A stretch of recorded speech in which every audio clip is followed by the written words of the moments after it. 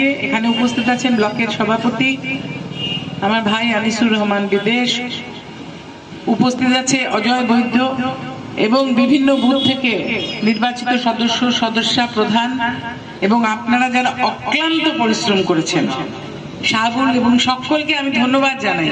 ধন্যবাদ জানাবার জন্যই আমি দিল্লি থেকে এসেছি যে আপনারা অসম্ভব পরিশ্রম করেছেন। আপনাদের দোয়া আশীর্বাদ ছাড়া এটা সম্ভব হতো না।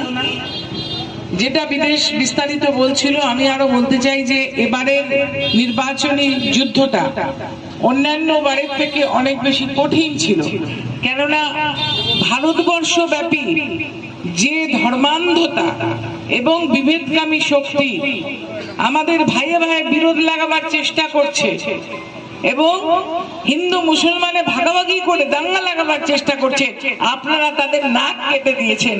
তাদের এমন ভাবে ভারতবর্ষের মানুষ বুঝিয়ে দিয়েছে যে ভারতবর্ষ কিন্তু একটা অন্য জায়গা, যেখানে তুমি ইচ্ছা মতো যা খুশি করতে পারো না। যারা বলেছিল আপকা বার 400 পার, মানে ওখানে 543 জন আছে, 400 নাকি সব ওদেরকে ভোট দেবে, 200 একটু বেশি হয়েছে, 400 তো অনেক দূর।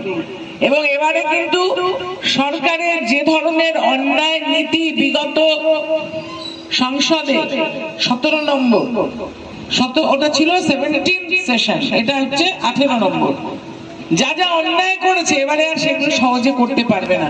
কৃষকের বিরুদ্ধে অন্যায় করেছে, কৃষকের জমি খাজনা মমতা বন্দ্যোপাধ্যায় মুকুব করেছে, আর ওরা সেটাকে চেষ্টা করেছে কি করে কৃষকের সহায়ক মূল্য এমএসপি ধান চালের দাম সঠিকভাবে না বেঁধে দিতে, বীজের দাম বাড়িয়ে দিতে, সারের দাম বাড়িয়ে দিতে, মহিলাদের উপর অত্যাচার হয়েছে।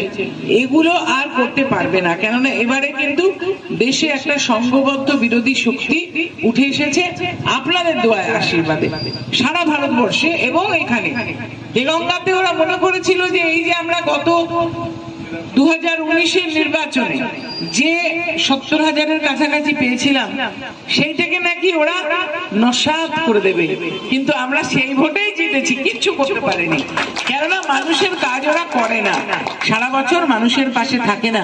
আমি তো এক্ষুনি অজয়কে জিজ্ঞেস করলাম যে হাসপাতালটা এখানে আমি তৈরি করছিলাম সেটা কত দূর, আমি একটু যাওয়ার সময় দেখবো, আমি বিদেশকে নিয়ে এখন এখানে হাসপাতালটা দেখবো, যাতে করে এই হাসপাতালটায় আমরা মানুষের সুচিকিৎসা যাতে হয় সেই ব্যবস্থা এখন থেকে করতে পারি, এখন থেকে যাতে আমরা চেষ্টা করে এখানে ফলসুরের মানুষকে আর দূরে বারাসাতে যেখানে আমি মেডিকেল কলেজ তৈরি করেছি অত দূর যাতে যেতে না হয়, এখানে সেই ব্যবস্থাটা আমাদের করতে হবে।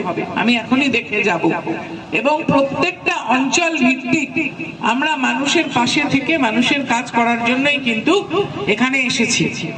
দিল্লি থেকে এসেছি, আবার সামনের সপ্তাহে দিল্লি চলে যাব, 1 মাস তখন থাকতে হবে, কেননা নতুন ভাবে আইন অনেক তৈরি হবে, মানুষের সাথে কাজ করতে হবে। কিন্তু আপনাদেরকে শুভেচ্ছা জানালাম, ভালো থাকবেন, আপনাদের কাছে আমরা কৃতজ্ঞ। এইভাবেই দোয়া করবেন, এইভাবেই আশীর্বাদ করবেন যেন আমরা একসঙ্গে মানুষের সাথে কাজ করতে পারি। সবাই ভালো থাকবেন, সুস্থ থাকবেন। জয় হিন্দ। তৃণমূল কংগ্রেস জিন্দাবাদ, মমতা ব্যানার্জি জিন্দাবাদ, অভিষেক ব্যানার্জি জিন্দাবাদ। খুদা হাফেজ।